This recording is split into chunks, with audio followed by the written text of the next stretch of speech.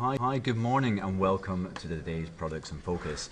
So global markets had a bit of a tough session yesterday, having rallied later on in the session. It dipped back down towards the very end, and actually from a technical analysis perspective, this is a pretty ugly candle to get on the US 30. Now we've had a bounce this morning, but it's below 17,747. So looking at the tips of these candles and what we had yesterday, from a technical perspective, the pressure is certainly on. With a crossover the MACD, a sell signal on the RSI and the slow stochastic, we've got 17,561 as the next potential support. We should also break the back of the 21 period SMA. So then looking at the UK 100, a similar ugly picture, trading below potential support, coming up quite close to the 55 period SMA with 6,073 being the next potential support, but obviously we're far away from there right now. 6,300 is potential resistance at this time. Then jumping on to the Japan 225, it's still kind of slowly grinding higher. We'll have a look at dollar yen in a second, but it's still all about if Japan are going to embark on quantitative easing or not. But 20,087 is a potential resistance to be aware of.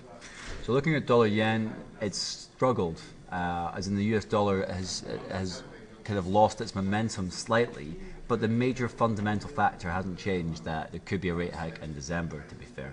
It's just in the absence of macroeconomic data, the dollar is not really advancing the way that it could, with some extra evidence to back up its view. But lots of central bankers speaking today. You've got a number of Fed members speaking today, including Yellen, and a few other Fed members throughout the end of the day, and that could have a slight impact. There may be kind of medium range updates.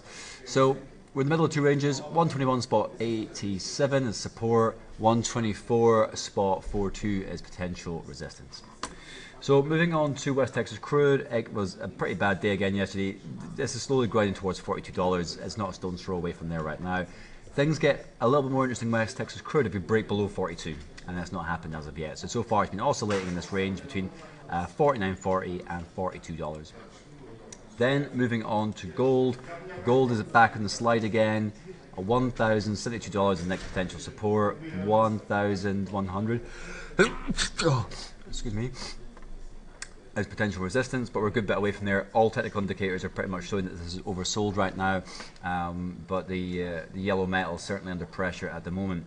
Finishing up with GBP USD, Euro dollar and GBP USD. So Euro dollars retraced back up to 1.0786 as the dollar taking a bit of a back seat. This is a very interesting level. It's bounced off here quite a few times. So depending on your view, this could be an interesting strategic point. The other technicals are quite oversold as well. So that's one thing to consider. And then finishing up with GBP USD, sterling managed to break up back through 1.5185. That's quite impressive actually. And we are at on the right side of this. So this could be a springboard if you are bullish on the sterling to get up to 1.5424, or if you think that this could turn itself around from a technical, from a candlestick aspect. Obviously we're still in the middle of a trading day. This is very bullish, okay, so it finished at the top end of its range. This is a graveyard doji formation. It's not even remotely closed yet, but it's trying to push higher and has been pushed right back down again. So depending on your view, if we go back down below 1.5185, that's when things get a little bit more tetchy for GBP USD again. But for right now, it's on the right side of potential resistance. So it could go that little bit higher depending on how the macro data system comes out. So outcome data wise, we've already had a CPI from Germany, pretty boring to be honest. Then we've got industrial production in the Eurozone, employment claims, and of course weekly petroleum crude oil inventories, which is now falling on a Thursday currently. And this is a big one for West Texas crude today. So don't forget to set your alarm for that if you are a crude trader. Lots of good opportunities there, we think. So looking at tomorrow, we have GDP for Germany, GDP for the Eurozone, trade balance data as well, PPI US, retail sales US, and the consumer sentiment survey, University of Michigan data. So actually Friday comes with it, an opportunity for the week to finish with a bit of a bang, because there's quite a lot of US data, all high level, red important level impact stuff there, so make sure you don't miss out on that.